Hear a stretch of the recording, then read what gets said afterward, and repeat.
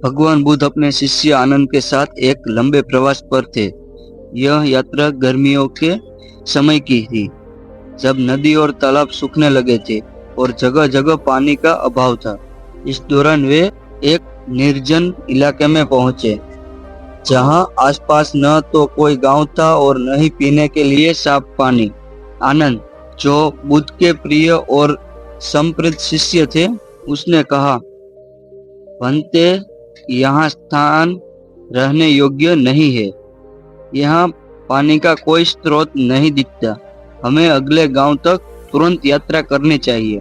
बुद्ध, जो हर परिस्थिति में शांति और धैर्य बनाए रखते थे, उन्होंने आनंद को शांत करते हुए कहा, आनंद, थोड़ा रुक जाओ, पास में एक तालाब है, वहीं से पानी लेकर आओ।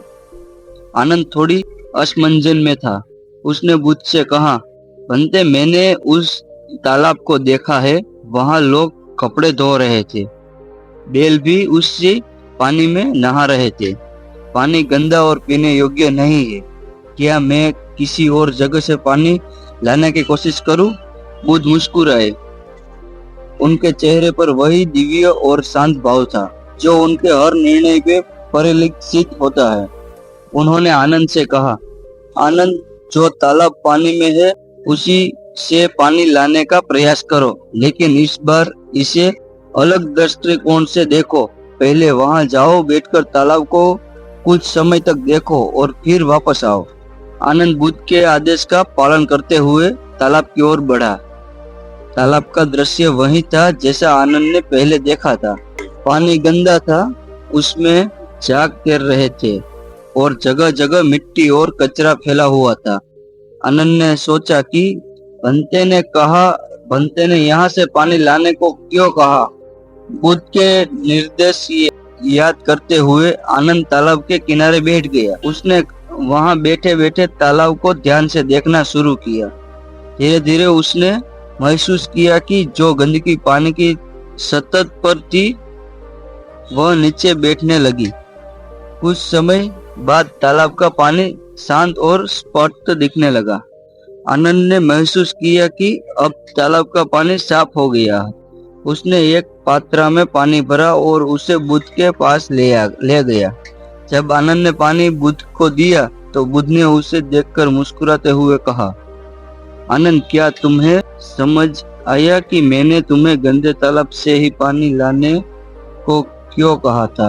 आनंद ने उत्तर दिया, भंते, अब मैं समझ गया। पहले तालाब का पानी गंदा था, लेकिन थोड़ी देर शांत रहने पर उसकी सारी गंदगी नीचे बैठ गई और पानी स्वच्छ हो गया। यही आपने मुझे सिखाने का प्रयास किया।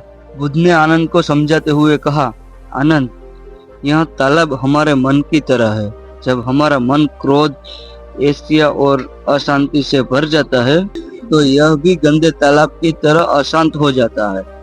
ऐसे समय में अगर हम अधीर होकर कोई निर्णय ले तो वह गलत हो सकता है, लेकिन यदि हम धैर्य रखें और अपने मन को शांत होने का समय दे, तो विचार स्वच्छ और स्पष्ट हो जाते हैं। मन की गंदगी नीचे बैठ जाती है और हमें सच्चाई का अनुभव होता है। इसलिए धैर्य और शांति से जीवन के हर मुश्किल क्षण को देखना चाहिए। आनंद ने बुद्ध के इस उपदेश को गहराई से समझा और उसे अपने जीवन का आधार बना लिया। कथा का निष्कर्ष, बुद्ध ने इस छोटी सी घटना से आनंद को यह सिखाया कि जीवन में धैर्य और शांति का क्या महत्व है। हमारे जीवन की चुनौतियां भी उस गंदे तालाब की तरह होती है। अगर हम उन्हें शांत चित्त से देख और समय दे, तो वे स्वच्छ ही स्पष्ट और हल होने लगती है। यही ध्यान और धैर्य का महत्व है, जिसे बुद्ध अपने हर शिष्य को सिखाते हैं।